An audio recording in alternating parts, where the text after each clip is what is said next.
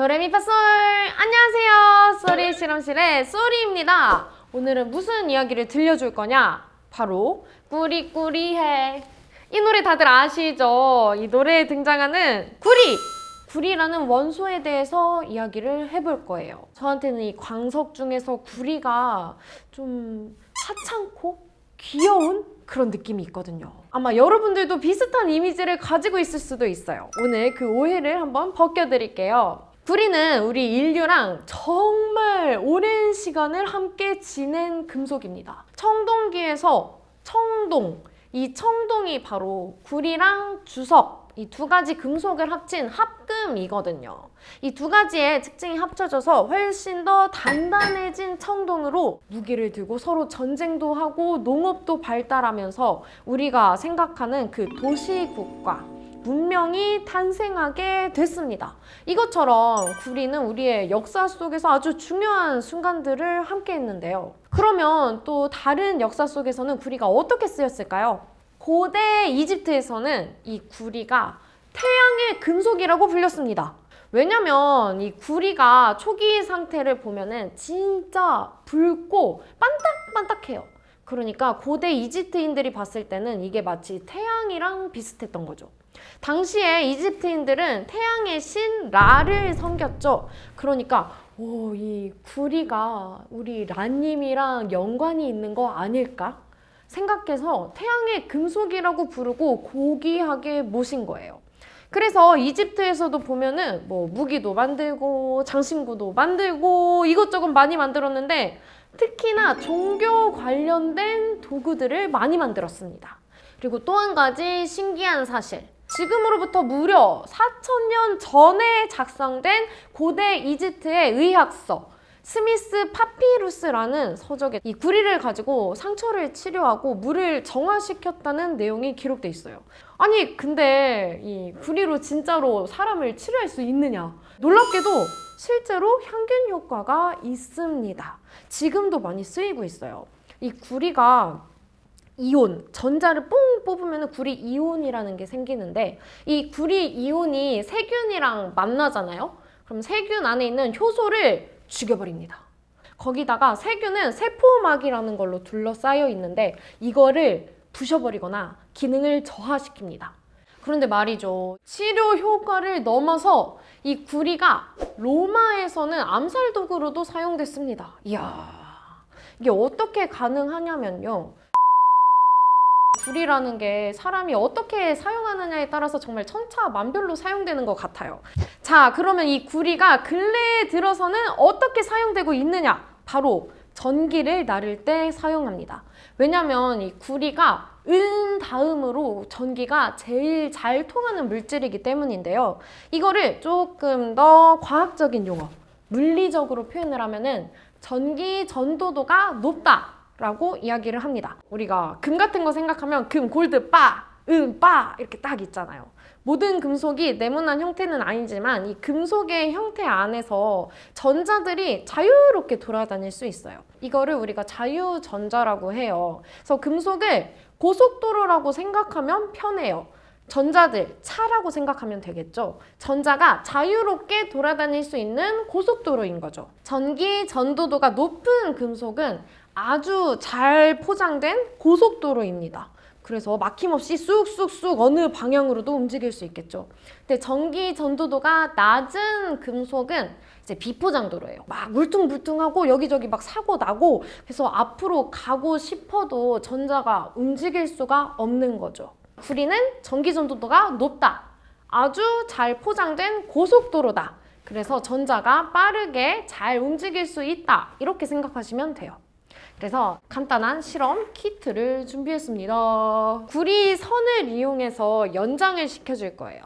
우리가 저 멀리 있는 빛을 킨다고 생각했을 때 건전지를 이쪽에다 두고 구리를 이용해서 전기를 끌어와서 이쪽에서 불을 켜주는 거죠.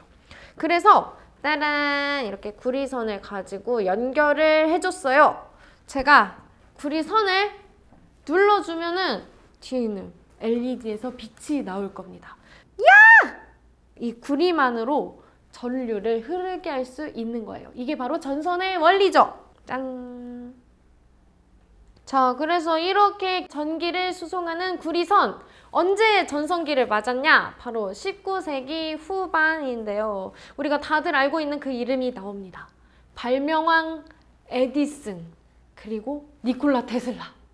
우리가 생각하는 그 테슬라 아니고요. 물론 일론 머스크가 니콜라 테슬라라는 과학자한테 영감을 얻어서 테슬라라는 회사 이름을 지은 건 맞아요. 이 19세기 후반에 니콜라 테슬라와 토머스 에디슨, 이 두 사람 간의 전류 전쟁이 벌어졌었어요. 이제 막 백열 전구가 상용화가 시작됐을 때 에디슨은 이 판을 좀 크게 버리고 싶었어요. 내가 지금 빠르게 전기를 여기저기 연결시키면은 사람들이 전구를 쓰기 시작하니까 전기 사용량이 늘어날 거고 그 많은 전력 수요량을 다 독점할 수 있는 거잖아요. 그래서 빠르게 이 구리 전선을 여기저기 깔기 시작합니다. 하지만 이때 문제가 됐던 게 첫 번째, 에디슨은 직류 전기를 사용했어요. 한 방향으로만 전기를 흘리는 거예요. 그래서 멀리까지 보내기가 좀 힘듭니다. 그래서 군데군데 발전소를 또 세워줬어야 됐어요. 두 번째, 이 모든 전선, 이 모든 발전소, 여기 안에 구리가 들어가죠. 갑자기 구리가 많이 쓰이기 시작하니까 구리 공급자들 입장에서는 이게 횡재잖아요. 구리 가격을 거의 한 3배 가까이 폭등을 시킵니다. 그러니까 너무 비싸지니까 에디슨이 감당하기가 힘든 거예요. 사실 이 테슬라라는 사람은 에디슨의 회사 안에 다니고 있던 그 부하 직원이었거든요. 에디슨한테 그러면은 이 직류 말고 교류 방식으로 전기를 공급해보자 이렇게 제안을 해요. 근데 에디슨은 이미 직류로 판을 다 깔아놨고 여기저기 다 발전소를 세워놓은 입장에서 그걸 바꾸기가 쉽지 않잖아요. 그래서 거절을 하니까 테슬라가 따로 나와가지고 회사를 차려서 교류 전기를 공급하기 시작합니다. 이렇게 서로 구리를 두고 구리 가격이 폭등하자 자 직류냐 교류냐 막 전쟁을 벌였던 게 바로 이들의 전류 전쟁이었던 거죠. 그래서 결국 누가 이겼냐? 교류를 주장했던 테슬라가 이겼습니다. 하지만 이때 구리 가격이 3배 가까이 폭등했죠.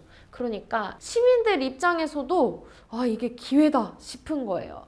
그래서 2000년대 초반에 들어서 사람들이 막 그 철도 노선에 있는 구리 훔치고 건설 현장에 있는 구리 훔치고 여기저기서 구리를 막 훔쳐가지고 되팔아서 돈을 벌기 시작합니다.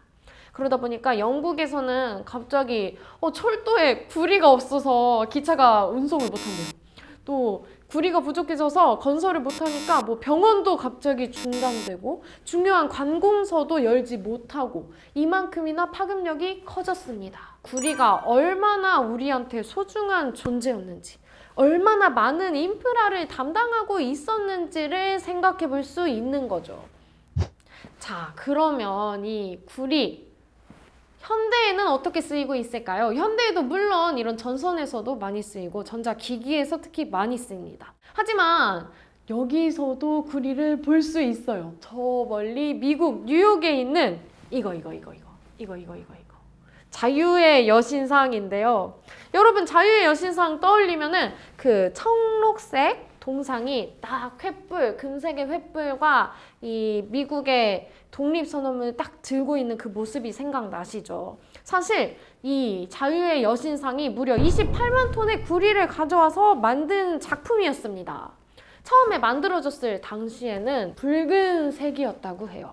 구리는 산소를 만나면 점점 산화가 되죠. 점점 색깔이 갈색으로 변해갑니다.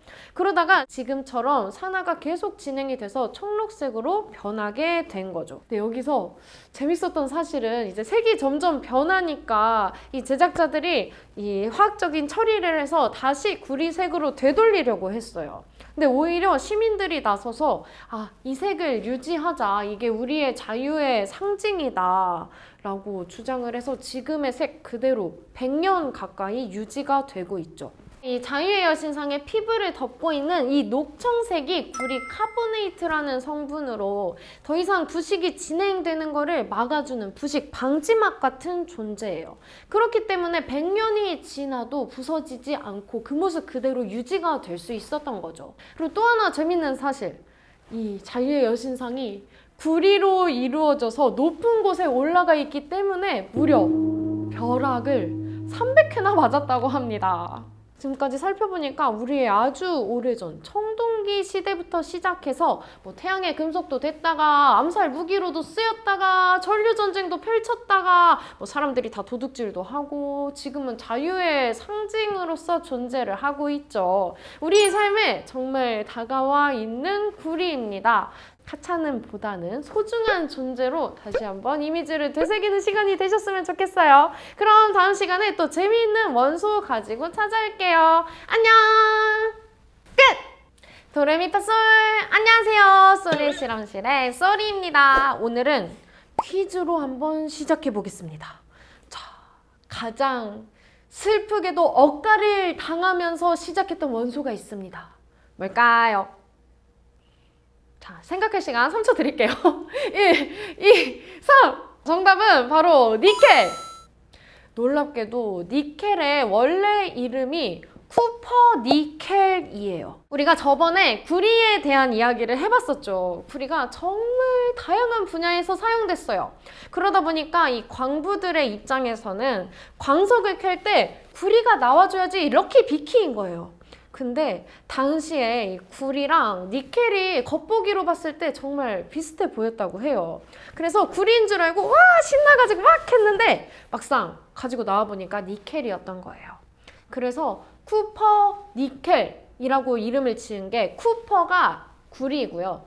니켈이 독일에서 그 장난꾸러기 요정한테 붙이는 이름이에요. 이거를 그대로 직역하자면 사악한 구리입니다.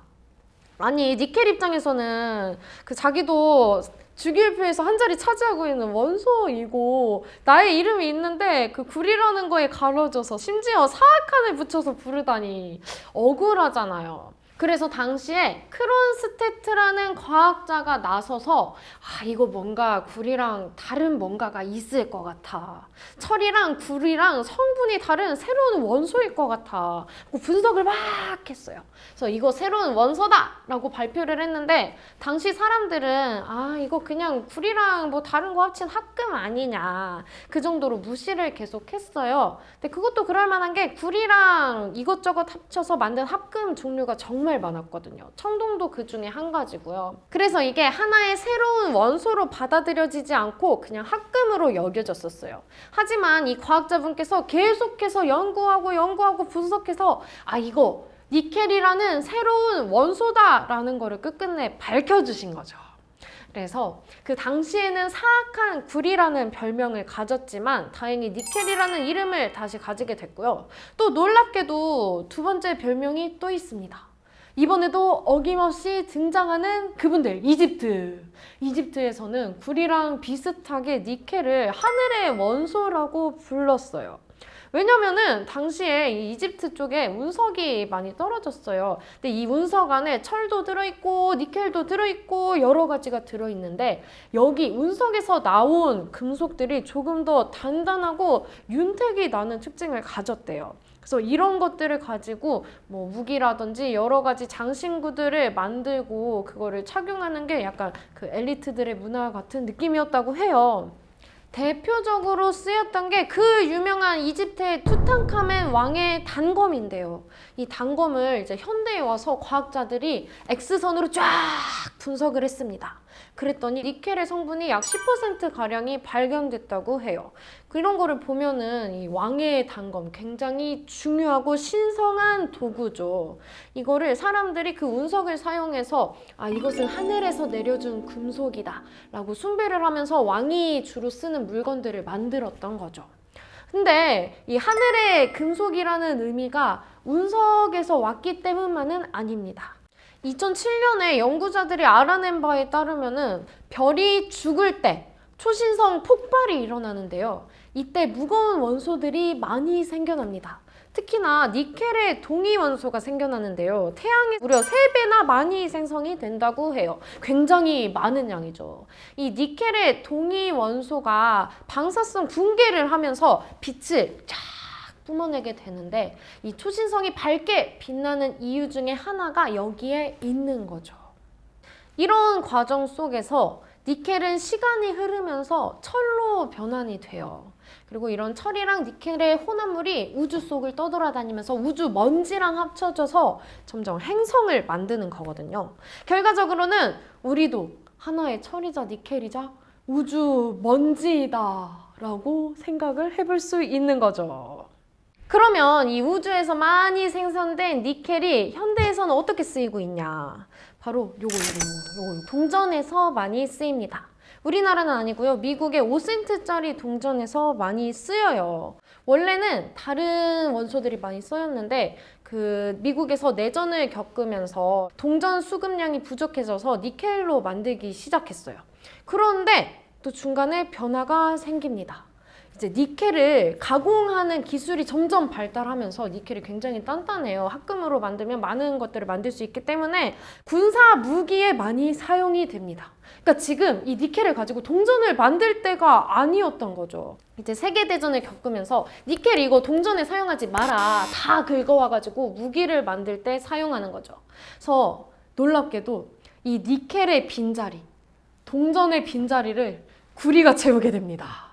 한때는 이 사악한 구리라는 오명, 억가를 당했는데 그 과정을 거쳐서 자기의 자리를 구리한테 패스해주고 자기는 이 전쟁 무기를 위해 더 높은 곳을 향해서 나아간 거죠. 정말로 어떻게 보면 니켈의 억가를 겪고 고통을 이겨낸 성장 스토리가 아닐까라는 생각이 드는데요. 실제로 니켈은 현대에 와서 스테인리스로 사용이 된다던가 우주 첨단 쪽에서도 많이 사용이 되고요. 특히나 전기차 배터리에 많이 들어가죠. 니켈로 배터리를 만들면은 이 전기차는 배터리가 얼마나 오래 가느냐, 충전 효율 이런 게 중요한데 그 효율이 굉장히 늘어난다고 해요. 지금의 우리에게는 정말로 없어서는 안 되는 우리의 이동 거리를 획기적으로 늘려줄 수 있는 굉장히 소중한 원소인 거죠. 오늘 우리 같이 니켈에 대해서 알아봤어요. 억가당했던 그 슬픈 시절, 사악한 구리에서 시작해서 니켈이라는 이름을 갖게 되고 하늘에서 온 원소다, 우리는 우주의 먼지다 이런 얘기를 나누면서 지금 우리가 니켈을 어떻게 사용하고 있는지까지 살펴봤는데요. 여러분도 정말 슬프게도 아직 우리가 억가를 당하고 있는 시절일 수도 있지만 언젠가는 우리가 빛을 발할 수 있는 그런 날이 찾아올 거니까 그때까지 다 같이 화이팅 하도록 해요. 그러면 다음에는 또 신비로운 원소 이야기 들고 새롭게 찾아오겠습니다. 안녕! 끝! 안 됐네.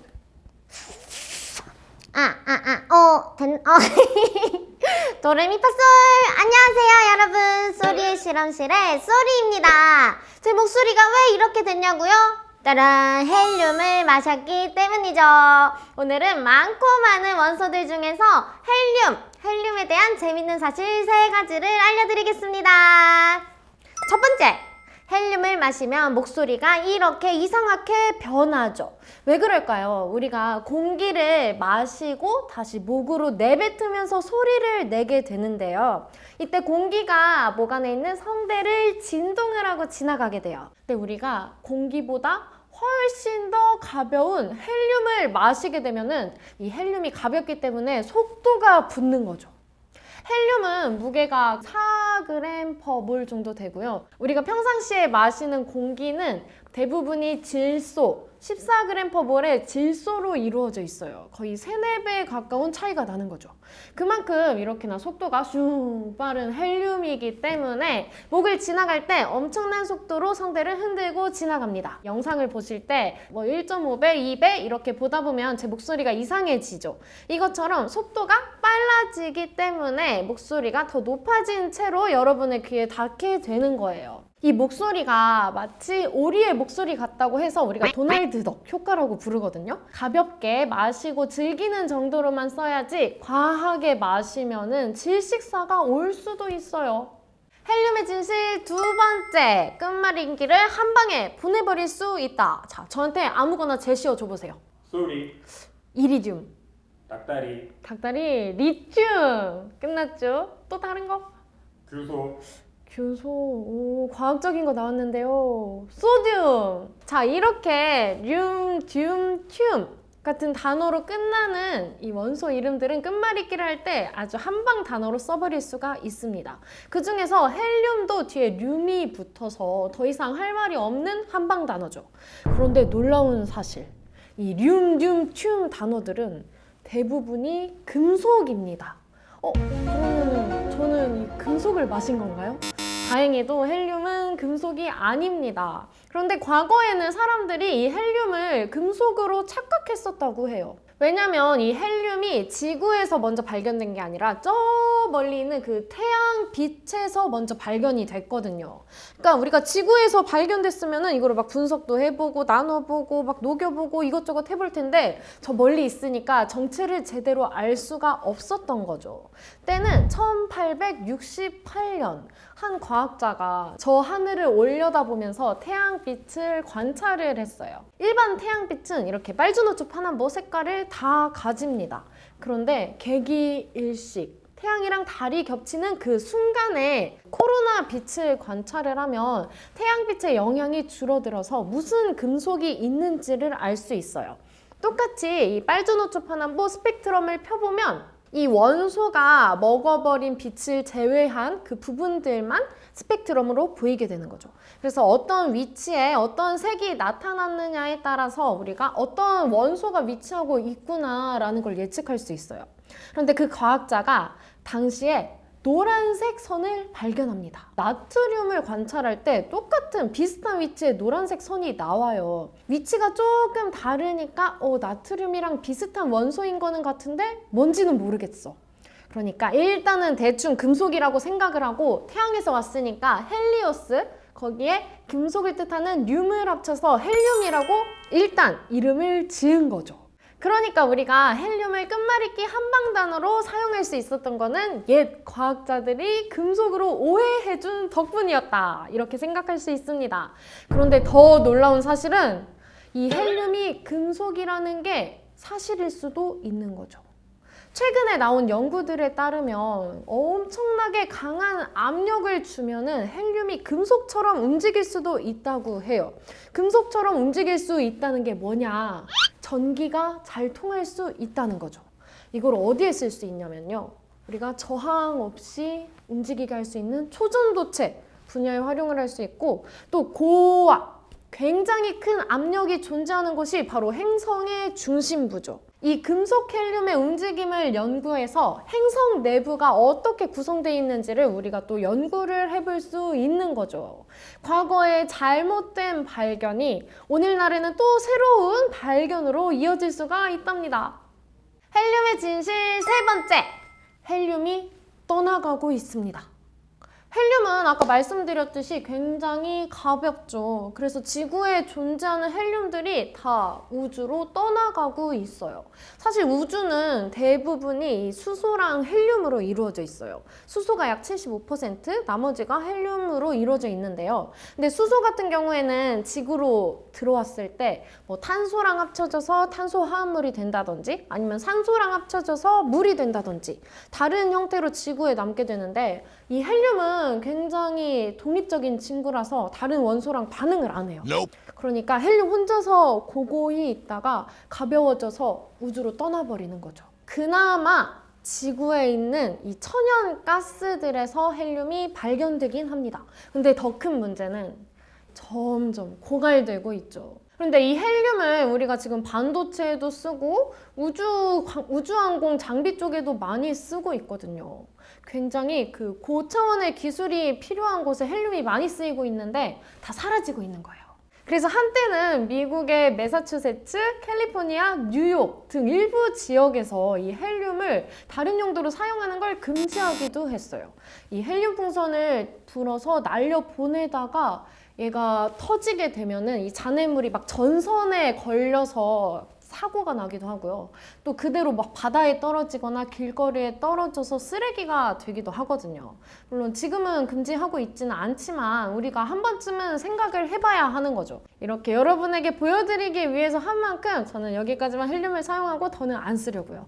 여러분도 이런 귀여운 풍선 날리는 거 너무 좋지만 한 번쯤은 우리의 전통, 연을 날리는 걸로 대체해보는 건 어떨까요? 자, 오늘 이 시간 헬륨에 대한 많은 사실을 알아봤어요. 목소리가 왜 그렇게 이상해지는지, 그리고 헬륨이 정말 금속이었는지, 다음으로 헬륨이 사라지고 있다는 아주 심각한 사실까지 굉장히 많은 사실을 알아봤죠. 다음 시간에는 또 재밌는 원소 이야기 가지고 돌아올게요. 그럼 안녕! 끝! 도레미파솔! 안녕하세요. 쏘리 실험실의 쏘리입니다. 오늘은 드디어 그 원소가 왔습니다. 원자번호 1번 수소인데요. 여러분들은 아니 1번인 수소 먼저 차례대로 가야지 왜 다른 거부터 가져왔냐 이렇게 생각하실 수도 있어요. 왜냐면 제가 수소를 아주 아끼고 아끼는 원소여서 아주 쏙쏙 감춰놨었거든요. 드디어 한번 그 수소에 대한 이야기들을 꺼내보겠습니다. 수소의 첫 번째 타이틀, 바로 우주의 첫 번째 원소인데요. 원자 번호가 1번인 만큼 가장 먼저 만들어졌어요. 언제 만들어졌냐? 바로 우주의 탄생, 빅뱅이 터지고 나서 그 대폭발 이후 3분가량이 흘렀을 때 이제 수소 원자들이 만들어지기 시작했어요. 그래서 우리 우주는 아직도 그 빅뱅 초기에 만들어진 거대한 양의 수소들이 아주 많이 있습니다. 약 우주의 75%가량이 수소이고요. 그 외에는 거의 다 헬륨으로 이루어져 있어요. 이때 만들어진 수소들이 모여가지고 서로 막 핵융합을 하면서 헬륨을 만드는데요. 이러면서 별이 만들어졌어요. 우리의 이 태양을 비롯해서 저 멀리서 이제 반짝반짝 빛나고 있는 그 별들의 연료가 사실상 수소였던 거죠. 수소의 두 번째 타이틀, 아주 가벼운 기체입니다. 우리가 저번에 이야기했던 헬륨보다도 더 가벼운 기체예요. 우리가 이 주기율표를 생각했을 때 원자 번호가 커질수록 무게가 무거워진다고 생각을 하면 돼요. 1번이 수소, 2번이 헬륨이거든요. 그래서 저번 시간에도 이 헬륨 풍선을 불어봤지만 옛날에 날렸던 그 비행선, 열기구, 이런 것들의 초기에는 헬륨보다도 더 가벼운 수소를 넣었었습니다. 더 가벼우니까 더 멀리 뛰어보내기가 좋았겠죠. 그런데 우리가 여기서 간과해서는 안 될 사실이 있어요. 헬륨은 이제 다른 원소랑 반응을 안 하니까 위험하지 않은데 수소는 불이 아주 잘 붙습니다. 약간의 정전기나 스파크만 있어도 불이 붙을 수 있어요. 그래서 옛날에 약 1937년에 힌덴부르크 참사라고 미국에서 거대한 비행선에 수소를 채워서 보냈다가 굉장히 많은 승객들이 사망한 사건이 있었습니다. 이 미국의 한 항공기지, 이 해군 항공기지에서 일어났던 사건이었는데요. 비행선이 내려오려고 하는 그 과정에서 수소가 누출이 된 거예요. 이게 나가면서 주변에서 뭐 정전기나 스파크 같은 거에 반응을 해서 순간적으로 불이 붙어버린 거죠. 그래서 안전한 줄 알았는데 사실은 너무나 위험한 기체였고 그 사실을 모르고 사람들을 태워 보냈다가 굉장히 많은 인명사고가 났던 굉장히 끔찍한 사건이었죠. 그렇다면 이 수소로 인해 일어난 무서운 사건, 이게 끝이냐? 아닙니다. 더 무서운 게 기다리고 있습니다. 수소의 타이틀 세 번째, 바로 핵폭탄인데요. 아니 핵폭탄 하면은 그 우라늄 큰 애로 하는 거 아닌가? 왜 수소 얘기가 나오지? 이렇게 생각하실 수 있는데요. 핵폭탄에 아주 핵심적으로 필요한 물질이 바로 수소입니다. 면밀히 말하자면 수소 자체는 아니고요. 수소로 만들어진 중수라는 친구입니다. 중수는 물의 한 종류인데 물보다 조금 더 무거운 물이에요. 왜 무겁냐? 좀 특별한 수소가 들어가 있거든요. 수소도 종류가 여러 가지로 나뉘어요. 우리도 뭐 같은 나이인데 1월에 태어났다, 6월에 태어났다, 12월에 태어났다 이런 걸로 막 서로 언니라고 불러라, 오빠라고 불러라 이렇게 난리를 치잖아요. 수소도 빅뱅 초기에 다 같이 만들어졌는데 중성자를 몇 개 가지고 있냐 따라서 급을 나눠요. 헤비급, 라이트급 이런 것처럼 다른 카테고리라는 거예요. 그래서 우리가 일반적으로 알고 있는 수소는 중성자가 아예 없고 양성자 하나로만 이루어진 수소, 그다음에 양성자에 중성자가 하나 더 붙어있는 중수소, 그다음에 중성자가 2개 붙어있는 삼중수소, 이렇게 세 가지로 나눠집니다. 그 중에서 가운데 중성자가 하나 있는 중수소로 만든 물이 중수예요. 이게 뭐가 다르냐? 일반적인 물보다 조금 더 무거워요. 무겁다 보니까 끓는 점도 높고요. 밀도도 높습니다. 이 중수를 가지고 핵폭탄을 할 때 아주 큰 움직임을 만들어냅니다. 여러분이 알다시피 핵폭탄은 우라늄을 막 분열을 시키면서 시작해요. 분열을 어떻게 시키냐? 방구나 포켓볼 칠 때처럼 이 하나의 공을 팡 보내서 퍼지게 하죠. 핵폭탄 안에서는 중성자를 팡 쳐서 우라늄이 분열되게 해요. 이 중성자가 폭탄 안에서 미친 듯이 움직이는데 너무 빠르면은 이 우라늄이 분열이 잘 안 돼요. 속도를 좀 낮춰줘야 되는데 이 속도를 낮춰주는 역할을 하는 감속제로 우리가 중수를 쓰는 거예요. 그러니까 특별한 수소를 사용한 중수가 핵폭탄의 속도를 조절할 수 있는 아주 핵심적인 요소였다라고 정리를 해볼 수 있는데요. 여기 이것 때문에 일어난 사건이 무엇이냐? 우리 세계대전 시기로 넘어갑니다. 독일의 나치군이 이제 한참 핵폭탄을 많이 만들고 있었죠. 그 중에서 이 중수가 핵심 요소라는 걸 알고 중수소를 많이 만들려고 해요. 근데 이 사실 중수소라는 거는 빅뱅 초기에 만들어졌기 때문에 대다수가 우주에 있어요. 그리고 대부분은 수소이고 약 0.001% 그 정도만이 특별한 중수소예요. 그러니까 쉽게 구할 수가 없는 애들이죠. 그래서 지구에서는 어떻게 구했냐? 해수, 바닷물을 가져와서 전기 분해를 시켜서 이 중수소를 만들었습니다. 이 중수소를 만드는 엄청 커다란 공장이 노르웨이에 있었어요. 이 나치군이 핵폭탄을 만들려는 그 징조가 보이니까 연합군 입장에선 이거를 막아야 했던 거죠. 그래서 이 공장을 파괴시키기 위한 굉장히 많은 군사 작전을 펼칩니다. 먼저 첫 번째. 글라이더를 타고 하늘에서 날아왔죠. 근데 갑작스러운 기상 악천후로 인해서 이 작전은 실패했어요. 두 번째 시도. 연합군이 이 스키를 타고 침투를 시도했습니다. 다행히 무사히 침투에 성공했고 공장을 폭파하는 데까지도 성공을 했어요. 아주 긍정적이죠. 여기서 이제 나치군이 핵폭탄 만드는 게 끝날 줄 알았는데 나치군이 이 남은 중수소들을 가지고 페리로 운반하려는 움직임이 또 보입니다. 그래서 세 번째로 마지막으로 이 페리호를 습격을 해서 격침을 시킵니다. 이렇게 해서 다행히도 나치군이 핵폭탄을 만드는 게 좀 지연이 됐어요, 당시에.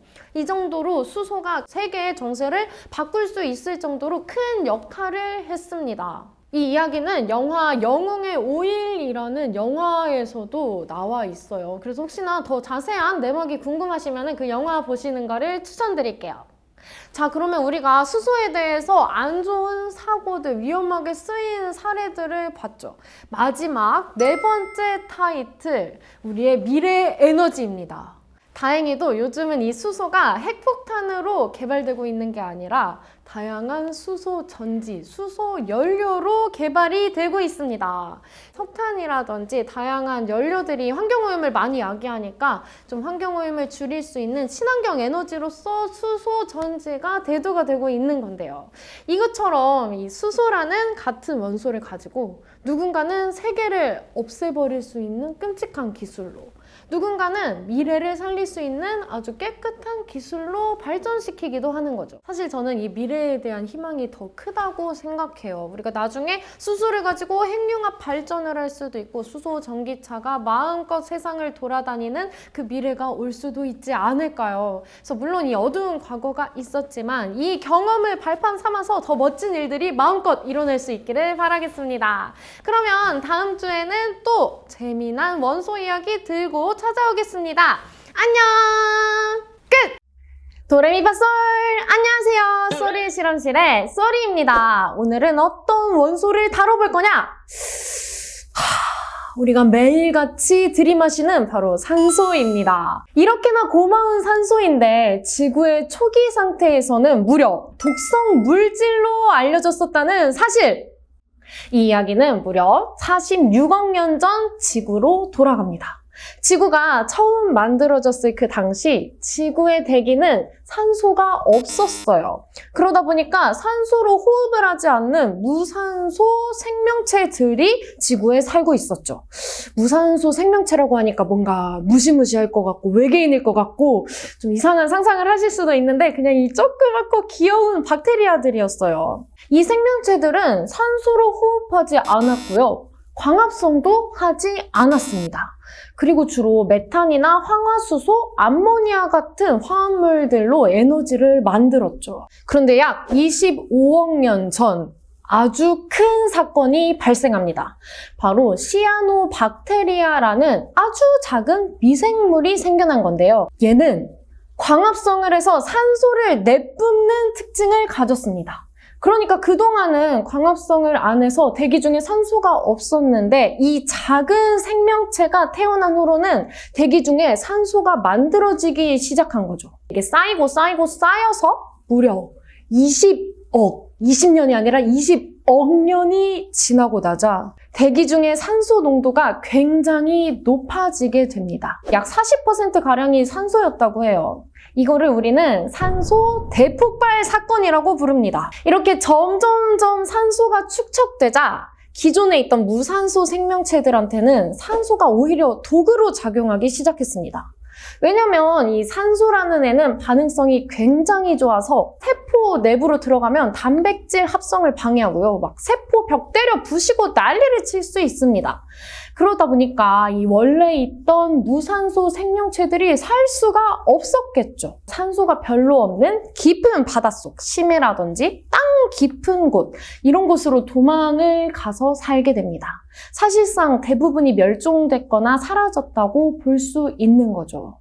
반대로 유산소 생명체들, 산소로 호흡을 하거나 광합성을 하는 친구들은 굉장히 살판이 났겠죠. 결과적으로 보자면 이 작은 미생물들이 모여서 긴 시간 노력을 했더니 산소 대기 환경 자체를 바꿔버린 거죠. 게다가 산소를 호흡하는 게 이 무산소 호흡, 다른 물질로 호흡하는 것보다 효율이 훨씬 더 좋아요. 예를 들어서 치킨, 닭다리 하나를 먹는다 생각해 볼게요. 산소로 호흡을 하는 친구들은 닭다리 하나를 먹었을 때 에너지를 한 32 정도를 낼 수 있어요. 근데 산소가 아니라 아까 말씀드린 뭐 암모니아라든지 메탄 이런 걸로 호흡을 하는 친구들은 똑같은 크기, 똑같은 닭다리를 먹어도 에너지를 2밖에 못 내요. 그러니까 32대 2의 차이. 효율이 얼마나 차이 나는지 아시겠죠? 그러다 보니까 이 새롭게 산소로 호흡을 하는 생명체들은 점점 더 다세포 생물이 되고 고등 생물로 진화를 합니다. 그러니까 인간으로서, 고등 생물로서 우리의 영상을 서로 볼 수 있는 거는 이 시아노박테리아의 덕분이었다고 생각해 볼 수 있는 거죠. 그렇다면 당시 산소가 지구에 등장하지 않았다면 어떻게 됐을까? 일단 첫 번째, 오존층이 생길 수가 없었을 거예요. 지금은 우리 지구에 오존층이 생겨서 태양에서 오는 그 자외선들을 다 막아주고 있죠. 근데 이게 아예 생길 수가 없기 때문에 태양에서 오는 자외선들이 그대로 지구로 다 들어왔겠죠. 자외선을 많이 쓰면 DNA가 망가집니다. 그러면 우리는 다 망가져서 변이가 됐거나 애초에 이 하나의 세포, 단세포 생물에서 다세포 생물로 진화를 할 수가 없었을 거예요. 두 번째, 대기에 산소가 없어지면은 그 밖에 뭐 이산화탄소, 질소, 다른 애들이 그 자리를 채웠겠죠. 그래서 대기가 지금 상태보다 더 두껍고 튼튼해졌을 거예요. 이게 무슨 소리냐? 우리가 지금 그렇게나 걱정하는 온실 효과가 더 커졌을 것이다. 그래서 지구로 들어오는 빛들이 다시 밖으로 나가지 못하고 대기에 갇혀서 지구를 더 뜨겁게 만듭니다. 우리가 지금 생각하는 지구온난화보다 비교도 할 수 없게 뜨거운 아주 핫한 지구가 만들어졌을 거라는 거죠. 마지막 세 번째, 우리가 산소로 호흡하기 때문에 고등 생물로 효율적으로 진화할 수 있었다고 했죠. 그 자체가 불가능했을 거예요. 그러면 지금 저희가 인간으로서 이렇게 있는 게 아니라 사실 박테리아가 돼가지고 이 다리 수염 같은 거 쫄쫄쫄 하면서 이렇게 아무 생각 없이 흘러다니고 있지 않았을까라는 생각이 듭니다. 또 생각해보니까 나쁘지 않은 것 같네요. 자, 여기까지 들었으면은 여러분 또 한 가지 질문이 생각이 나야 돼요. 아니, 그럼 인간은 왜 산소가 없으면 숨을 쉴 수가 없는가? 근데 여러분, 우리 산소 없어도 숨 쉴 수 있어요, 사실. 우리는 유산소 호흡도 할 수 있고 무산소도 할 수 있거든요. 우리 운동할 때 생각해보면은 유산소 운동이 있고 무산소 운동이 있죠. 짧은 시간에 미친 듯이 에너지를 내야 할 때만 무산소 호흡을 합니다. 무산소 100%라고 생각을 해볼게요. 근데 우리는 이미 고등생물로 굉장히 많은 에너지가 필요하게 진화를 해왔습니다. 평소에 32만큼의 에너지가 필요한 거를 겨우 2짜리 에너지로 버티려고 하니까 난리가 나겠죠? 우리가 이 유산소 호흡을 하지 않을 때 약 3분 정도는 버틸 수 있다고 해요. 근데 그 시간이 끝나면 몸 안에 있던 남겨놓았던 에너지를 다 쓰게 되고 장기들이 멈춥니다. 이렇게 우리를 만들어준 산소는 긴 시간이 지나 약 18세기에 화학자들에 의해서 제대로 발견이 됩니다.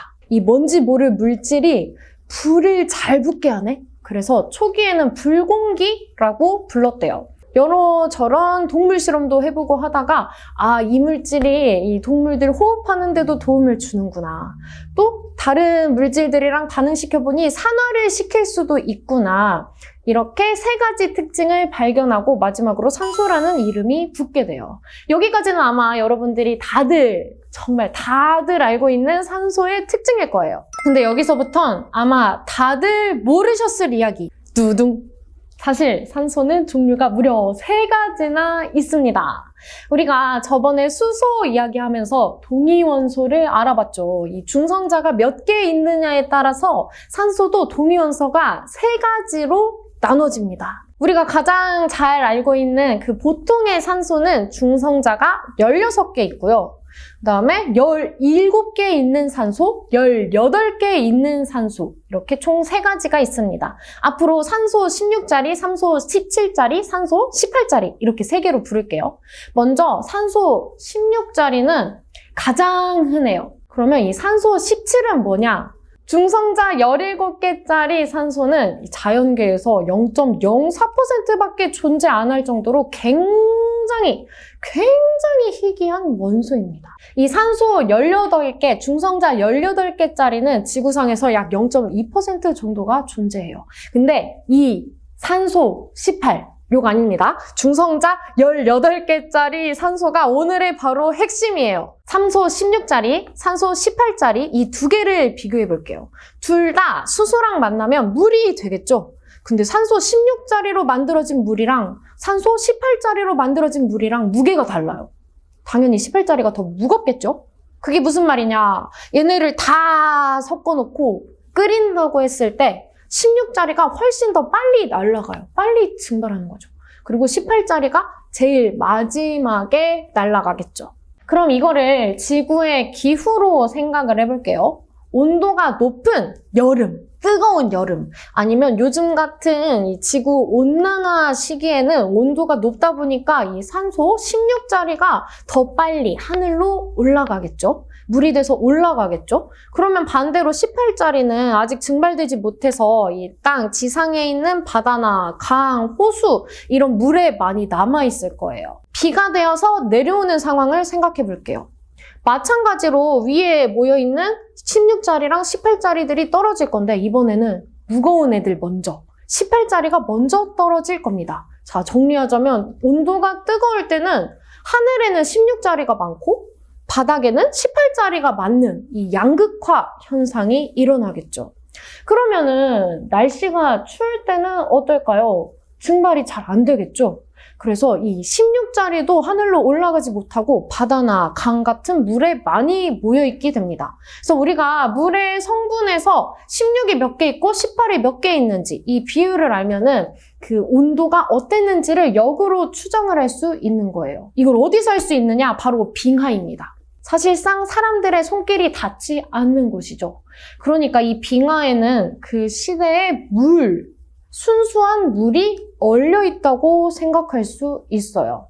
그래서 이 극지방에서 연구를 하고 계신 분들이 이 빙하를 시추를 해요. 우리 땅 기름 시추하는 것처럼 이 동그란 관을 쫙 꼽아가지고 아래에 있는 얼음들을 원통 형태로 꺼내는 거예요. 빙하 속에 16이 많이 남았다. 뭐죠? 추운 시기. 겨울, 빙하기 같은 추운 시기다. 그리고 빙하 속에 18이 많다. 그러면은 뭐죠? 온도가 높은 시기, 지구온난화나 여름 같은 시기다. 이렇게 역으로 추적을 해볼 수 있는 거예요. 굉장히 소중한 데이터죠. 근데 여러분, 빙하가 녹고 있습니다. 이 소중한 데이터가 다 날아가고 있는 거예요. 그래서 전 세계의 과학자들이 모여서 이 데이터를, 빙하를 빨리 채취해서 분석하기 위해서 노력하고 있어요. 자, 이렇게 산소는 생명을 살리기도 하고 또 죽이기도 하는 아주 양면적인 존재였죠. 지금 우리가 이렇게 머리를 팽팽팽 돌리면서 영상을 보고 있는 것도 다 이 감사한 산소 덕분입니다. 여러분도 이 산소를 마음껏 들이쉬고 내쉬면서 들숨의 행복을, 날숨의 건강을 가져가는 한 해 보내시기를 바랄게요. 그럼 안녕! 끝! 도레미파솔! 안녕하세요. 소리의 실험실의 소리입니다. 여러분, 금의 또 다른 이름 황금. 황이랑 금을 합친 합금일까요? 아쉽게도 아닙니다. 금과 황금 둘 다 영어로는 골드, 똑같은 뜻이고요. 우리나라에서만 이 금을 강조하거나 아니면 순도 100%의 금을 말할 때 황금이라는 단어를 써요. 그러면은 황이랑 금은 정말로 상관이 없는 걸까요? 오늘은 어쩌면 금이 될 뻔했던 황의 이야기, 황과 연금술에 대해서 이야기해 보겠습니다. 연금술은 보통 다른 금속을 금으로 변신시키는 걸 연구를 했어요. 그 중에서도 이 황이 연금술의 아주 핵심 재료였다고 해요. 당시의 연금술사들은 이 황을 그저 원소로 생각하는 게 아니라 변화와 치유, 이 두 가지의 의미를 가진 물질로 생각을 했다고 해요. 먼저 황의 변화부터 살펴볼게요. 이 황은 타는 성질이 굉장히 강합니다. 그리고 황을 불에 태우면은 굉장히 끔찍한 악취가 나면서 기체로 변하죠. 여러분 아마 이 황의 냄새를 다들 한 번쯤은 맡아보셨을 거예요. 이 방구 냄새, 썩은 달걀 냄새. 당시의 연금술사들은 이런 냄새가 마치 지옥의 불꽃에서 나는 것 같다 이런 생각을 해서 황을 지옥의 원소라고 불렀대요. 그렇다고 해서 이 지옥의 원소 안 좋게만 봤냐? 그거는 또 아닙니다. 결국 전혀 새로운 기체로 변하는 그 모습이 중요했기 때문에 당시의 연금술사들이 이 황을 변화와 재탄생의 상징, 새 생명이라는 의미를 가지고 얘를 바라봤던 거죠. 그래서 어떤 실험을 했냐? 바로 니콜라스 플라멜의 연금술 실험입니다. 연금술의 역사에서 굉장히 유명한 사람인데요. 이 니콜라스 플라멜은 14세기 프랑스에서 활동했던 연금술사입니다. 그 당시에 명성이 정말 어마어마해서 사람들은 이 사람이 실제로 이 금을 만들었다고 믿고 있었대요. 그래서 그가 만들었던 게 무엇이냐? 바로 철학자의 돌인데요. 황이랑 수은을 합한 화합물로 굉장히 많은 연구를 진행했다고 해요. 이 철학자의 돌은 당시에 불사, 영생을 만들어주는 그런 특이한 힘을 가진 돌로 여겨졌는데요. 여기까지 들으면은 여러분 아마 생각나실 거예요. 해리포터와 마법사의 돌입니다. 그 영화 소설 속에서도 보면은 니콜라스 플라멜이라는 똑같은 이름을 가진 한 600살쯤 되시는 마법사가 등장을 해요. 이 소설 속에서는 플라멜 씨가 실제로 마법사의 돌을 만드셔서 성공을 했어요. 그러면 현실에서도 성공했을까요? 철학자의 돌을 만들었다는 그 기록이 위조된 것이었다라고 밝혀졌습니다. 아쉽죠? 이번에는 파라켈수스라는 연금술사의 치유 연금술인데요. 이분은 조금 더 뒤로 가서 16세기에 활동했던 연금술사이자 특이하게도 의사이십니다. 그래서 이분이 하셨던 그 다양한 연구가 지금 화학에도 영향을 많이 줬고 의학에도 영향을 정말 많이 주셨어요. 이분이 생각하시기에는 황이 이 변화의 성질도 있는데 치료의 성질이 더 크다고 생각을 했어요. 그래서 황을 가지고 가지고 여러 의약품을 만든다든지 연고를 만든다든지 다양한 연구를 하셨죠. 그러니까 연금술사들이 생각해보면은 그냥 전부 다 이거 가지고 금 만들고 요거 가지고 금 만들고 이렇게 한다고 생각을 했는데 알고 보면은 이렇게 다른 물질을 만들길 원하는 약을 만들거나 의약품을 만들기를 원하는 이런 연금술사도 있었다는 거죠. 그래서 이분께서 어떤 약을 만드셨냐? 정말 많습니다. 그 중에서도 가장 대표적이었던 게 황이랑 수은을 이용해서 매독 치료제를 만드셨다고 해요.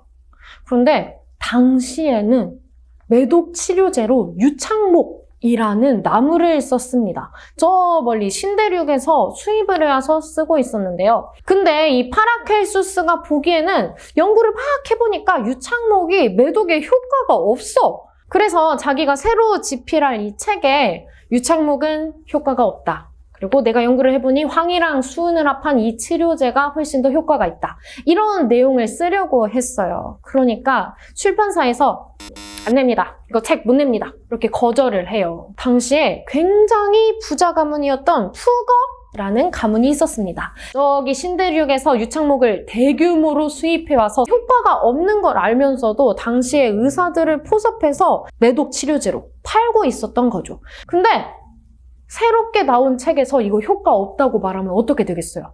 더 이상 사람들이 유창목을 사지 않을 테고 돈을 벌 수 없겠죠. 그러니까 또 돈을 써서 최선을 다해서 새로운 책이 나오는 걸 막은 거예요. 파라켈수스는 이 일이 있고 나서 많은 시간이 지나지 않아서 약 40세 정도의 나이로 돌아가셨다고 해요. 그래서 그가 이렇게 집필했던 책은 그 당시에는 나오지 못했고 이제 몇백 년이 흐른 후에 그의 저서가 다시 출간이 돼서 이런 일들이 또 세상에 알려진 거죠. 안타깝게도 이분은 일찍 돌아가셨지만 그래도 남긴 굉장히 많은 의학적 연금술, 그 연구 덕분에 사람들은 굉장히 많은 치료를 받을 수 있게 됐었어요. 이제 막 억지로 토를 하게 하거나 이 불로 지지는 등의 이상한 진료 방식도 많았는데 그게 아니라 정확한 치료 방식들을 이렇게 책으로 남겨줘서 연금술 실험을 통해서 사람들이 더 정확한 진료를 받을 수 있게 한 거죠. 그것도 그가 한 말 중에 굉장히 유명한 말이 하나 있습니다. 모든 것은 독이 있으며 독이 없는 것은 없다. 용량만이 독을 정할 뿐이다. 이런 말인데요. 이 말은 아직까지도 이 의학계 종사자분들한테 마치 바이럴 같이 쓰인다고 해요. 그도 그럴 것이 그 당시에는 이 약을 순수하게 이렇게 농축시키는 그런 기술이 없다 보니까 약을 이 한 주먹씩 줬대요. 이만큼을 주고 한 번에 먹어야 되는 그런 상황이었던 거죠. 근데 이분이 연금술을 하면서 이 필요한 성분만 뽑아낼 수 있게 되고 더 농축을 시킬 수 있게 되니까 한 주먹을 먹어야 되는 거를 3-4알로 바꿔주신 아주 감사한 분이신 거죠. 이렇게 황은 연금술에서 굉장히 중요한 역할을 했습니다. 하지만 현대에 와서는 더 구체적이고 명확하고 다양한 일들을 하고 있어요.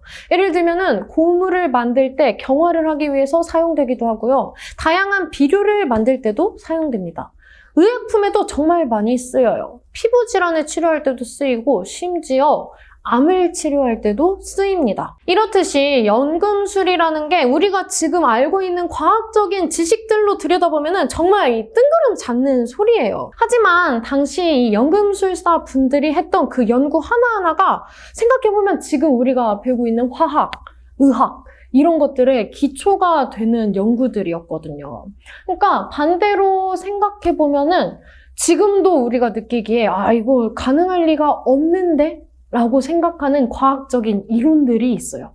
이게 먼 미래가 되면은 전혀 다른 쪽으로 우리에게 결과를 가져오지 않을까 이런 생각도 드네요. 이렇게 말도 안 되는 거를 되게 만드는 힘, 그게 바로 과학의 매력이 아닐까 싶습니다. 그럼 오늘은 황에 대해서 재미있는 이야기들 그리고 연금술까지 같이 이야기해봤는데요. 다음 시간에는 또 재미있는 원소 가지고 찾아올게요. 안녕! 끝! 도레미파솔! 안녕하세요. 쏘리 실험실의 쏘리입니다. 오늘의 원소 주인공은 뭐냐? 영원 불멸! 이런 물속에 담가놓거나 땅속 깊이 묻어버리거나 심지어 바다에 던져놔도 변하지 않습니다. 오늘은 이 금에 대한 아주 재밌는 사실들을 같이 이야기해볼게요. 먼저 이 금은 어디서 왔을까요? 금은 놀랍게도 46억 년 전 초신성 폭발이 하면서 생겨났습니다. 지구가 생성된 후에 이 운석 형태로 지구로 부딪혀서 들어오기도 했고요. 그 당시는 지구가 우리가 밟고 있는 이 땅처럼 딱딱한 게 아니라 지면이 굉장히 물렁물렁했어요. 그러니까 무거운 애들은 다 안쪽으로 가라앉은 거죠. 이렇게 오랜 시간을 지구 속에서 금들이 존버를 하다가 화산이 팡 터지면서 함께 지상으로 많이 나오게 됩니다. 그거를 우리가 채취를 하게 되는 거죠. 그렇게 생각해보면 이 금은 우주에서 온 선물이자 우리 땅속 깊은 곳에서 나온 기적이라고 볼 수 있는 거죠. 그러면 이 금은 이 땅속에 얼마나 존재하고 있는 걸까요? 우선 우리가 지금까지 캐낸 금이 약 20만 톤 정도 됩니다. 근데 그거보다 더 중요한 게 이거죠. 아직 안 캐낸 거. 우리가 캐낼 수 있는 금들, 아직 묻혀있는 애들이 약 5만 톤 정도 된다고 해요. 그럼 다 합치면 25만 톤 정도가 되겠죠. 이게 얼마 정도 되는 양이냐. 한 건물 7층 정도 높이의 정육면체, 그 정도의 양이 우리의 지구에 존재한다고 해요. 다 모아놓으니까 7층이면 꽤 되는데? 라고 생각할 수도 있어요. 근데 이거 전 세계에 있는 거 다 끌어온 건데 그거밖에 안 되는 거예요. 굉장히 희소한 거죠. 게다가 아직 파내지 못한 5만 톤, 이 중에 3분의 1가량은 너무 깊은 곳에 있어서 지금의 기술로는 파낼 수가 없대요. 그러니까 우리가 앞으로 파낼 수 있는 금은 꼴랑 해봐야 5 곱하기 3분의 2 하면은 약 3.3 몇 정도 되겠죠? 그 정도의 톤밖에 캐낼 수가 없다. 얻을 수 있는 양이 한정되어 있기 때문에 이 금값이 계속해서 비싸지는 거예요. 그러면 지금까지 파낸 20만 톤의 금은 대체 어디에 있는 건가? 사실 이거 오늘 촬영한다고 우리 PD님께서 빌려주셨고요. 우리 편집자님께서 빌려주셨어요. 감사합니다. 제가 덕분에 이렇게 금도 차보네요. 지금까지 파놓은 금 중에 약 47%가 이런 거 장신구로 만들어져 있다고 해요. 그 다음에 나머지 21%가량이 우리가 투자용, 금, 괴 이런 걸로 존재하고 있고요. 나머지 17% 정도가 우리 세계 중앙은행들, 각국의 중앙은행들이 보유하고 있다고 해요. 이것만 해도 거의 전체의 한 85%가량이 금화로서, 이런 금전적인 가치로서 역할을 하고 있는 거죠.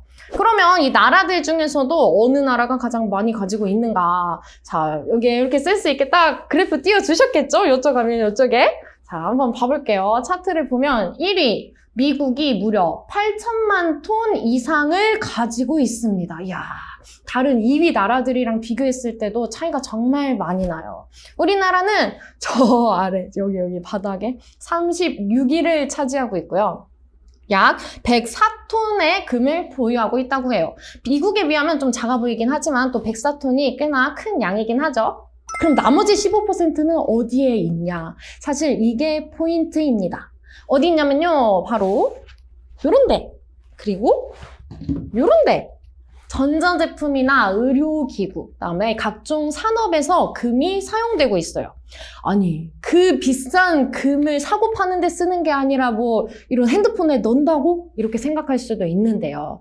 사용해야만 하는 이유가 있습니다. 이게 바로 금의 가장 큰 특징인 전성, 연성 때문인데요. 합쳐서 전연성이라고도 불러요. 금속을 이렇게 망치로 팡팡팡 내리치면은 점점 납작해지고 얇게 펴지죠. 이렇게 얇게 펴지는 성질을 전성이라고 하고요. 금속을 쭉 길게 늘어뜨립니다. 그러면 늘어나는 성질을 연성이라고 해요.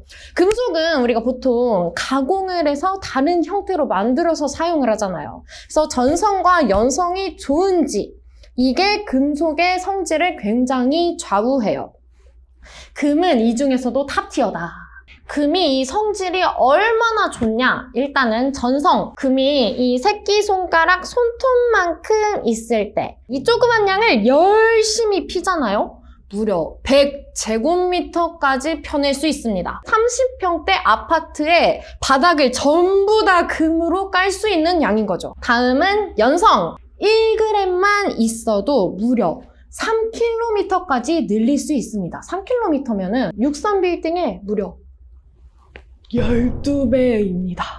이렇듯이 참 유연하고 전기도 잘 통하고 끊어지지도 않아요. 그러다 보니까 이 작은 것들을 연결할 때, 도선으로 쓸 때 정말 최적인 거죠. 그래서 반도체를 열어보면은 그 안에 있는 전극들을 연결할 때 금이 쓰여요. 이거를 골드 와이어라고 하는데요. 그리고 생각해보면은 반도체가 금값이라고 불리는 게 정말로 금이 들어가서 금값이긴 했던 거죠. 그런데 또 사는 사람들의 입장에서는 어쨌든 금이 들어가니까 너무 비싸잖아요. 그래서 금을 다른 걸로 대체할 수는 없을까? 그래서 여러 시도들을 해봤어요. 전기도 굉장히 잘 통하는 구리로 실험을 많이 해봤는데요. 구리는 부식이 잘 돼요. 그 다음에 금만큼의 성능을 내지 못하는 거예요. 그래서 이런 미세한 공정에서는 어쩔 수 없이 부식에도 강해야 되고 그 자체로 전도성도 너무 좋아야 되기 때문에 금을 계속해서 사용하고 있는 거죠. 그래서 실제로 이 반도체 공장들에서 금 와이어, 골드 와이어를 사용하는데 불량품들이 나오기 마련이잖아요. 그거를 몰래 싹 쓸어가지고 밖으로 빼돌려가지고 팔았다가 걸려서 경찰에게 잡혀 들어갔던 사례도 있습니다. 오케이, 금이 귀하고 능력도 완전 짱짱이고 변하지 않는다는 것도 알겠어. 우리 전능하신 지드래곤님께서 말씀하시길 이 영원한 건 절대 없어 라고 했잖아요. 그러면 금은 여기에 대한 예외인 걸까요? 진짜로 안 변하는 걸까요? 대답은 no, X입니다. 금도 사실은 변해요. 어떻게 변하냐? 먼저 첫 번째, 남자친구, 여자친구 사귀면 이 금반지 서로 주고받죠? 헤어지면 빼서 금은방 가서 이것 좀 녹여주세요. 그래서 조그만한 금으로 혹은 액세서리로 가져가는 경우들이 있죠. 우리가 이거를 물리적 변화라고 불러요. 이 고체였던 금을 녹여서 액체 상태로 만들었다가 다시 굳혀서 고체 상태로 만드는 거잖아요. 얘도 금이고 녹여도 금이고 다시 굳혀도 금이에요. 다 똑같은 금인데 고체 갔다가 액체 갔다가 고체 갔다가 이렇게 상태만 변화하는 거죠. 그래서 첫 번째, 금이 물리적 변화를 할 수 있다. 그러면 두 번째도 있겠죠. 맞아요. 화학적으로 변할 수도 있습니다. 산소랑 수소 이 두 가지가 합쳐져서 전혀 새로운 물로 변하죠. 이게 화학적 변화예요. 그러면 이 금도 다른 물질이랑 만나서 전혀 새로운 물질로 바뀔 수가 있는 거죠. 근데 아까 말씀드렸듯이 이 금은 웬만하면 반응을 하지 않아요. 금속들은 산해에 보통 반응을 잘 하거든요. 근데 얘는 심지어 산해도 반응을 잘 안 합니다. 그런데 유일하게 특별한 산만이 금을 녹일 수가 있어요. 어떤 애냐? 바로 왕수라는 용액인데요. 염산을 3 그리고 질산을 1 비율로 섞어주면 왕수가 탄생합니다. 여기서부터는 조금 어려울 수도 있어요. 자, 이 왕수에 금을 넣으면 어떻게 되느냐? 먼저 질산이 금과 반응을 합니다. 그래서 금이 이온 형태로 나오게 돼요. 이온이 된다는 거는 전자를 뺏기는 거예요. 그래서 전자를 뺏긴 금이 이 용액에 둥둥 떠다니게 되는 거죠. 걔가 다음으로 염산을 만나게 되면은 이 클로로금산이라는 새로운 물질로 변하게 됩니다. 그래서 아까는 금이 녹아서 똑같은 금색이 나는 액체로 변했을 뿐인데 이번에는 화학적 변화를 통해서 진짜 막 요런 게 된 거죠. 이게 금이었다니 상상도 할 수 없잖아요. 자, 이쯤에서 이런 생각이 드실 거예요. 아니, 그 비싼 금을 가지고 왜 다른 물질을 만드냐? 그거 팔면은 돈이 얼만데? 라고 생각할 수 있는데 이 왕수와의 반응을 통해서 금을 지킨 사례가 있습니다. 옛날 1940년대 즈음에 헝가리의 화학자 게오르그 데 헤벳이라는 인물이 있었습니다. 그분은 그 닐스 보어, 굉장히 유명한 과학자시죠. 이분의 연구실에서 연구를 하고 있었어요. 근데 워낙 유명한 연구소다 보니까 굉장히 저명한 화학자들이 여기에 다 모였어요. 화학자뿐만 아니라 뭐 물리학자, 이론 물리학자, 굉장히 많은 사람들이 모였으니까 노벨상이 굉장히 많이 나왔겠죠. 근데 당시는 나치가 우리 과학자들을 굉장히 탄압하던 시기였습니다. 이 전쟁 무기를 만들기 위해서 금을 마구마구 뺏어갔는데요. 노벨상, 이 메달마저도 나치가 뺏어가 버렸습니다. 그래서 이 보호의 연구소에 나치가 금을 환수하러 온다는 소식이 들리자 이 화학자분께서 왕수의 금을 녹여서 숨기자라는 아이디어를 생각해냅니다. 이렇게 나치군한테 들키지 않고 자연스럽게 용액으로 탈바꿈해서 금을 숨겼던 흥미로운 사례가 있었습니다. 물론 이 안에 들어있는 금은 다시 화학적 반응을 통해서 추출해서 노벨상 본부로 보내서 다시 메달 형태로 받았다는 아름다운 일화입니다. 근데 더 재밌는 사실은 우리도 이 왕수를 가지고 금을 추출할 수 있습니다. 어디서 가능하냐면요. 바로 도시광산! 여기! 그리고 여기. 우리가 사용하고 있는 이 전자제품 안에 금이 진짜 생각보다 많이 들어있어요. 얼마나 들어있냐면 컴퓨터 한 대에 금이 0.31g 들어있고요. 이 스마트폰 한 대에는 0.03g이 들어있어요.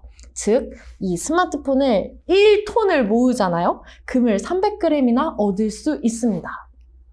이렇게 생각하면 이거 1톤 언제 모으냐, 너무 적은 양이다 할 수도 있는데 생각보다 많습니다. 우리가 실제로 광산에서 금을 캘 때는 이거보다 훨씬 더 비효율적이거든요. 똑같이 1톤을 캐낸다고 했을 때 광산에서는 1톤을 캐내면 고작 5g의 금만 나와요. 근데 여기서는 아까 1톤 캐내면 350g이 나온다고 했죠. 효율적인 면에서 이 도시광산이 훨씬 더 우위에 있는 거예요.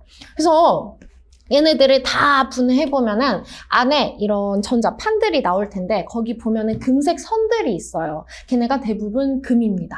그래서 얘네들을 싹 떼서 아까 말씀드린 이 왕수에 녹이면은 우리가 다시 금을 추출해서 금의 형태로 가질 수 있다. 네, 물론 이 왕수에 염산, 질산 같은 위험한 물질들이 들어가니까 여러분 함부로 따라하지는 마시고요. 다행히도 이 전자제품, 폐전자제품들을 반납을 하면은 돈을 어느 정도 돌려주는 시스템들이 많아요. 특히 뭐 핸드폰 제조사나 컴퓨터 제조사 이런 데서 많이 하고 있으니까 직접 염산, 질산 이런 거 섞어서 해보기보다는 이런 식으로 내가 가지고 있는 금을 돈으로 돌려받을 수 있겠다 생각하고 한번 참여해보시면 좋을 것 같아요. 우리가 지금 금에 대해서 계속 얘기를 해보고 있는데요. 이 금에도 종류가 있다는 사실 알고 계셨나요? 우리가 흔히 얘기하는 이 14K, 18K, 24K 얘네가 다 금이 얼마나 들어있냐를 나타내는 수치예요. 뒤에 붙은 K는 캐럿을 줄임말이에요. 사실 캐럿은 중동 지역에서 나는 식물이에요.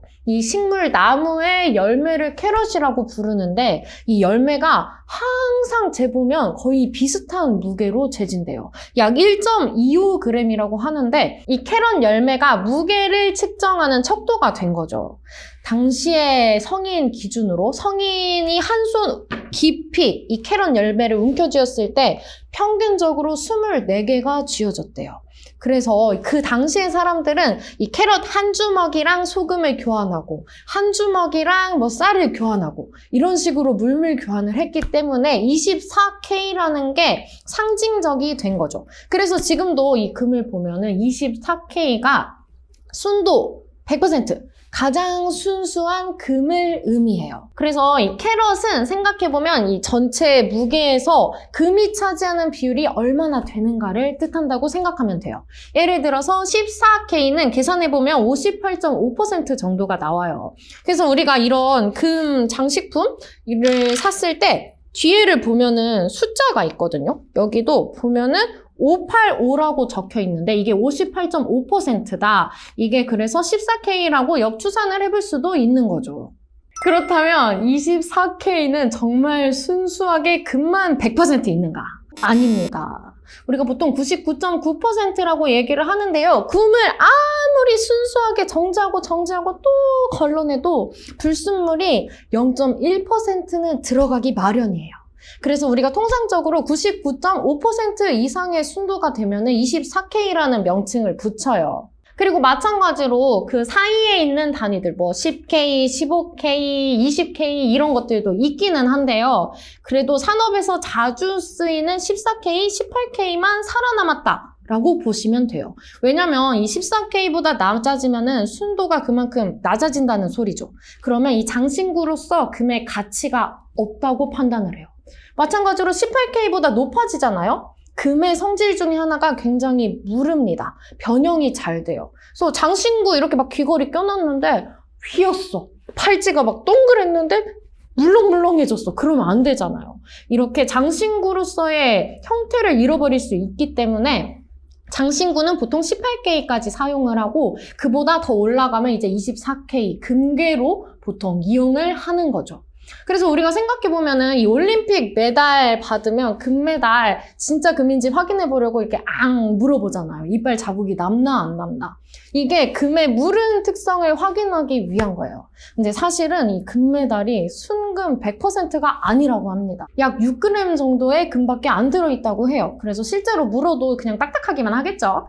자, 그러면은 14K랑 18K가 순금이 아니라는 건 알겠어요. 뭐 75%, 58.5%. 그럼 그 나머지에는 뭐가 들어갔냐? 여기에 따라서 금의 이름이 달라집니다. 짜란! 우리 PD님께서 빌려주신 반지였죠? 보면은 여기는 색깔이 로즈 골드, 약간 핑크빛이 나죠? 여기는 진짜 금색이고요. 여기는 또 은색이에요. 이렇게 색깔에 따라서 우리가 금의 이름을 다르게 불러요. 얘네가 뭐냐? 14K 혹은 18K에 붉은색 금속, 구리를 섞으면 로즈 골드가 되고요. 그 다음에 흰색 금속, 보통 은이나 아연을 섞어요. 이런 애들을 섞으면 화이트 골드가 돼요. 근데 또 하나가 있죠. 플래티늄이라고 부르는 애가 있는데 걔는 사실 금이 아니에요. 이름이 백금입니다. 백금과 금은 전혀 다른 원자예요. 근데 우리가 화이트 골드를 그대로 한국말로 해석하면 백금이잖아요. 그래서 화이트 골드랑 백금이 똑같은 거다라고 착각을 많이 하는데 화이트 골드는 엄연히 금에 은이나 아연을 섞은 거고 백금은 오로지 그 백금 그 자체입니다. 자, 우리가 뭐 24K, 18K, 14K 다양한 금의 종류를 알아봤는데요. 생각해야 될 게 한 가지 더 있습니다. 금가루. 우리가 금가루를 막 음식에 뿌려 먹죠. 근데 중세시대 때도 이렇게 금가루를 먹는 관습이 있었대요. 당시에는 금이 너무나 귀한 금속이고 막 귀족들이 쓰는 금속이다 보니까 이거 만병통치약이다 라는 생각을 했어서 가루 형태, 분말 형태로 만들어서 함께 음식이랑 먹는 관습이 있었대요. 이거 괜찮은 건가요? 라는 생각을 해봐야 되는데 정말 다행히도 금은 몸에 들어왔을 때 반응을 하지 않아요. 비활성이라고 하는데 그대로 몸을 통과해서 이리저리 장들을 싹 돌고 아래로 싹 나오는 거죠. 근데 이게 24K여야 합니다. 순금이어야지 우리 몸에 변화를 일으키지 않는 거죠. 만약에 그 안에 다른 물질이 섞여 있다. 그럼 금은 그대로 나오겠지만 다른 물질들은 안에 들어가서 몸에 흡수가 돼서 어떤 반응을 일으킬지 모르는 거예요. 그래서 우리가 요즘 식당이나 뭐 술에서 볼 수 있는 금가루들은 식약청의 허가를 받은 순도가 굉장히 높은 24K 금만을 먹을 수 있다고 합니다. 이런 몸속에서 반응을 일으키지 않는 성질 때문에 금이 의료용으로 정말 많이 쓰입니다. 금을 굉장히 작게 쪼갠 나노 입자라든지 아니면 금을 다른 물질이랑 합한 금 화합물을 약으로 많이 쓰는 건데요. 예를 들면은 암 치료제 혹은 류마티스 관절염 치료제 그리고 가장 많이 쓰이는 곳은 바로 여기 치과예요. 이 임플란트 코팅용으로 쓰기도 하고 우리가 금리도 많이 쓰잖아요. 이렇게 현대의학에서 정말 많이 쓰이고 있어요. 근데 또 이거 의료비 안 그래도 비싼데 금 하니까 더 비싸지는 거 아니냐 생각할 수도 있는데 정말 다행스럽게도 이 금이 모든 금속들 중에서 몸이랑 가장 반응을 하지 않아요. 이 반응을 많이 하는 정도를 우리가 이온화 경향이라고 해요. 이온화 경향. 요거는 여러분 그 고등학교 과학 시간에 아마 달달 외우셨던 기억이 날 수도 있어요. 이거 카카나마 알아? 전리준합 수구수는 백금금. 저도 몇 년이 지난 지금까지 아직도 기억을 하고 있는데요. 당시에는 이게 뭔지도 모르고 그냥 막 외웠었거든요. 근데 여러분 이제는 알게 되셨을 거예요. 이게 바로 금속이 얼마나 반응을 잘하냐의 정도였던 거죠. 그래서 가장 앞에 있는 칼륨, 칼슘 이런 애들이 가장 반응 잘하는 애들, 제일 뒤에 있는 수은, 은, 백금, 금 얘네가 가장 반응을 안 하는 얘들인 거죠. 그래서 얘네들이 보통 우리 몸을 치료하는데 몸 안으로 들어가서 치료제를 만들기 위해서 많이 쓰인다는 사실입니다. 제가 금을 좀 사랑하다 보니까 내용을 좀 많이 준비해 왔어요. 그래도 여러분이 재밌게 들어주시길 바라는 마음으로 다음에는 또 재밌는 원소 이야기 들고 올게요. 혹시나 듣고 싶은 이야기, 궁금한 원소가 있다면 이 댓글창에 마음껏 남겨주시면 제가 하나씩 다 확인하고 어떤 원소 들고 올지 참고하도록 할게요. 그럼 다음에 또 봐요. 안녕! 끝! 도레미파솔! 안녕하세요. 쏘리의 실험실의 쏘리입니다. 오늘은 어떤 원소를 들고 왔을까요? 아마 이쯤 되면은 다들 추측을 하실 텐데 바로 전에 금이 나왔죠? 그럼 당연히 은이 따라와야겠죠. 오늘은 은에 대해서 이야기해 볼게요. 옛날 그리스 로마 신화, 우리 어렸을 때 진짜 많이 읽었죠. 이 로마 신화 속에서 달의 여신인 아르테미스가 항상 은으로 된 활을 쐈습니다. 그만큼 이 아르테미스의 신성함을 의미할 정도로 당시에 그리스 로마 사람들은 은을 신성한 금속으로 생각했던 거죠. 실제 세계에서는 그럼 어떻게 쓰였을까요? 은은 금이랑 마찬가지로 화폐의 가치를 가지고 있었습니다. 그런데 생각해보면은 금메달 다음에 은메달, 금상 다음에 은상, 항상 그 뒤에 가려져 있으니까 얼마나 억울했겠어요. 왜 역사 속에서 은이 항상 금보다 가치가 떨어졌을까요? 생각해보면 이 매장량 자체가 크게 차이가 납니다. 은의 매장량이 금의 매장량보다 무려 20배가량 많다고 해요. 그러니까 이 희귀성에서 차이가 나니까 금이 훨씬 더 값지다고 사람들이 생각했던 거죠. 특히나 이런 금의 변하지 않는 성질 때문에 금만 가치가 계속 올라가게 되는 거죠. 그러면 은은 항상 금의 그림자에 가려 있었냐? 아닙니다. 기원전 1500년가량의 고대 이집트에서는 은이 금보다 비쌌다고 해요. 왜냐하면 이 이집트에는 은을 캘 수 있는 광산이 없었거든요. 그러다 보니까 금은 자기들이 직접 캐면 돼요. 은은 수입해서 가져와야 되는 거죠. 그래서 이 시대 때는 은이 금보다 더 비쌌다고 해요. 그래서 오히려 왕족들이 은을 금보다 많이 사용했던 거죠. 마찬가지로 15에서 16세기 가량 스페인이 아주 왕성하게 뻗어나갈 시기. 이 시기에 이 스페인에서도 은이 금보다 앞섰던 시기가 있었습니다. 그런데 이 스페인이 여러 정복 활동을 하다가 아메리카 대륙으로 넘어가게 되잖아요. 거기서 포트시라는 정말 거대한 은 광산을 발견합니다. 이렇게 아메리카 대륙에서 은을 여기저기서 긁어 모으다 보니까 유럽에 은이 너무 많이 돌게 됩니다. 그때부터 은의 가치가 훅 떨어지게 되는 거죠. 그렇다면 우리나라에서는 어땠을까요?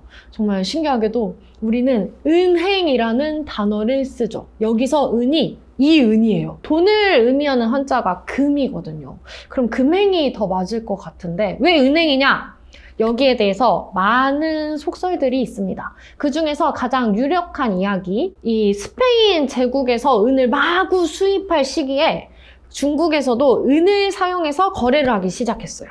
은을 사고 팔기도 하고 은으로 물건도 사고 심지어 세금도 은으로 냈대요. 그러다 보니까 은이 아주 중요한 화폐가 된 거죠. 이 당시에 은을 주로 관리하고 이런 상인회를 행이라고 불렀어요. 그래서 은행이라고 하면은 은을 사고 파는 곳, 은을 저장하는 곳 이라는 의미가 된 거죠. 그때부터 은행이라는 단어가 쓰였고 자연스럽게 우리나라까지 건너와서 우리도 은행, 을뱅크로 쓰이게 된 거죠. 이렇게 은의 가치에 대해서 이야기해봤는데요. 그럼 은은 멋지기만 한 금속이냐? 이 아름답고 빛나기만 한 금속이냐 하면 그건 또 아닙니다. 은이 가지고 있는 특별한 능력들이 있거든요. 먼저 첫 번째, 뱀파이어를 물리칠 수 있습니다. 이거 아주 중요해요. 우리가 그 뱀파이어들이 나오는 뭐 영화라든지 문학, 심지어 게임 같은 데 보면 은이 악을 처단하는 금속이라는 의미로 많이 사용이 된대요. 이게 근데 그냥 판타지적인 요소냐? 아닙니다.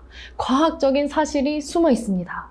실제로 은은 항균 효과가 굉장히 좋아요. 박테리아나 세균을 죽일 수 있는 물질인 거죠. 은이 박테리아를 만나게 되면은 은 이온이 나오게 돼요. 은 이온이 박테리아에 있는 세포 막들을 이렇게 막 부셔버릴 수 있거든요. 옛날 유럽에서 흑사병이 굉장히 창궐을 했었죠. 정말 많은 사람들이 죽었는데 상류층 사람들은 피해를 상대적으로 적게 받았다고 합니다.